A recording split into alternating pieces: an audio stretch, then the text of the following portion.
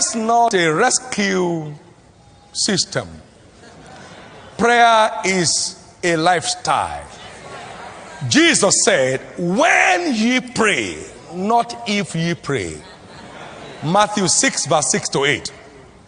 He said, but thou, when thou prayest. So it's an issue of when. It must be a program of your life. When ye pray, you, when thou prayest, and when ye pray. Now he went on in verse 16 of the same Matthew chapter 6.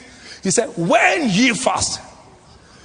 But thou, when thou fastest. Now, so prayer and fasting, according to the teaching of Jesus, is supposed to be our way of life.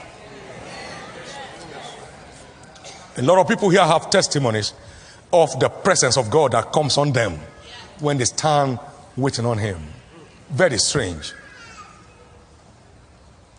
Until prayer and fasting becomes your lifestyle, you're far from access to this realm of faith. This realm of faith requires that you learn how to stand upon your watch and set yourself upon the tower to hear what he will say to you. And the Lord said, write the vision. And the Lord said, write the vision. Think of it. I was waiting on the Lord when the Lord delivered me from the tendencies for indebtedness. 1981. And I saw in my Bible, waiting on the Lord, Deuteronomy chapter 15 verse 6. He said, the Lord thy God blesses you as he has promised you, and thou shalt lend unto many nations, but thou shalt not borrow. And I said, why? He said, because borrower is servant to the lender. I said, but why, Lord? He said, and you cannot serve two masters. We have to choose one and despise the other. I said, Lord, I choose you.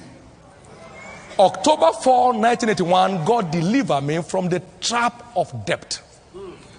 I have never owned a dime or borrowed a dime from any mortal man, living or dead, since 1981.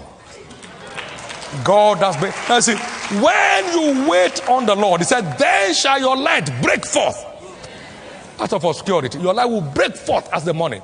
We need a breaking forth. When we are away from the body, we are present with the Lord.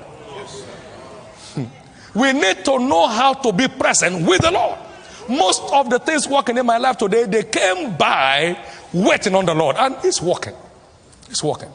1982, I sat and I said, God, show me the secret of kingdom prosperity. And I took the Copeland's books and my Bible to wait on the Lord for 3 days. On the third day, light broke out. And the Lord said, my son David, my prosperity plan is not a promise, so it does not answer to prayers. It's not a promise, there's no respect for fasting.